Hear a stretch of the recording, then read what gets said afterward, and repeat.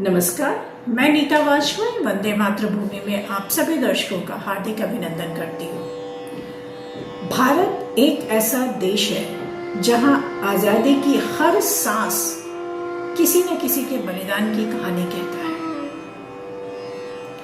लेकिन कुछ कहानियां ऐसी भी हैं जो इतिहास के पन्नों में दबकर रह गई हैं। आज हम बात करेंगे एक ऐसी बहादुर लड़की की जिसका नाम था सरस्वती राजमणि। साल 1940 का दौर, जब देश गुलामी की जंजीरों में जकड़ा हुआ था, एक आवाज गूंजी, तुम मुझे खून दो, मैं तुम्हें आजादी दूंगा। इस आवाज ने लाखों दिलों को जगाकर झकझोर कर रख दिया। लेकिन एक 16 साल की लड़की ने वो कर दिखाया जो इतिहास बन गया। हार नहीं मानूंगी कि लेखिका पहली भारतीय गुप्तचर के बारे में मैं आज आपसे बात करूंगी। सरस्वती राजमणि आज़ाद हिंद फौज INA की एक सेनानी थी।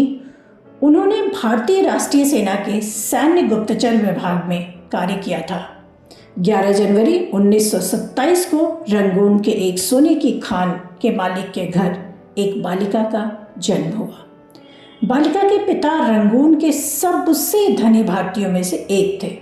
उसके बावजूद उस बालिका का परिवार भारतीय स्वतंत्रता आंदोलन का कट्टर समर्थक था। उनके परिवार ने स्वतंत्रता आंदोलन के लिए धन भी दिया।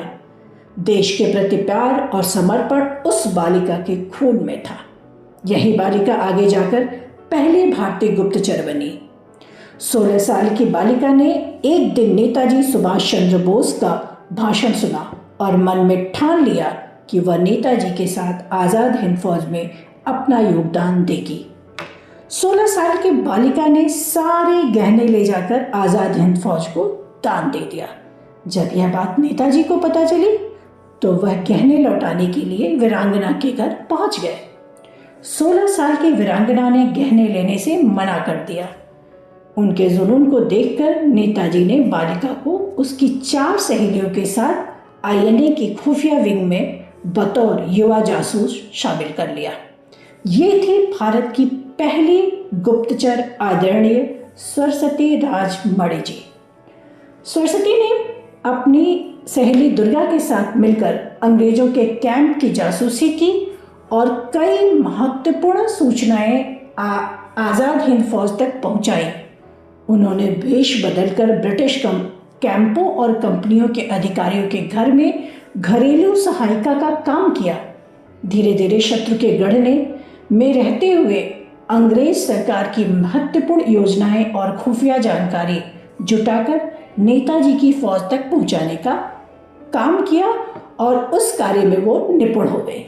नेताजी उनके काम से इतने प्रभावित हुए कि उन्होंने उन्हें INA की झांसी रानी ब्रिगेड में लेफ्टिनेंट का पद दे दिया। द्वितीय विश्व युद्ध के दौरान राजमणि जी को कोलकाता में ब्रिटिश सैन्य अड्डे पर जासूसी के लिए भेजा गया। द्वितीय विश्व युद्ध के बाद नेताजी ने INA को भंग कर दिया। 1957 में राजमणि जी भारत वापस आ गई। 2005 में एक समाचार पत्र में प्रकाशित हुआ कि राजमणि जी चेन्नई में रहती हैं। स्वतंत्रता सेनानी की पेंशन प्राप्त होते हुए भी उनका गुजारा बहुत ही मुश्किल से होता था। उन्होंने तमिलनाडु सरकार से सहायता के लिए गुहार लगाई तो तत्कालीन मुख्यमंत्री सुश्री जयललिता जी ने उन्हें 5 लाख रुपए की सहायता और एक बिना किराए का मकान उपलब्ध कराया।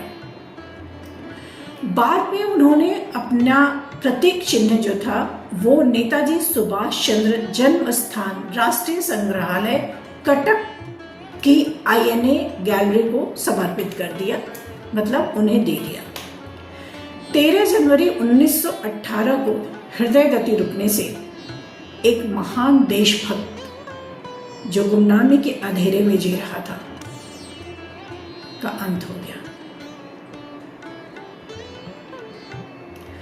16 साल की उम्र और देश के लिए मर मिटना एक इतिहास बन गया, लेकिन इस इतिहास को किसी ने याद नहीं किया, पर हम नहीं भूले। वंदे मातरम।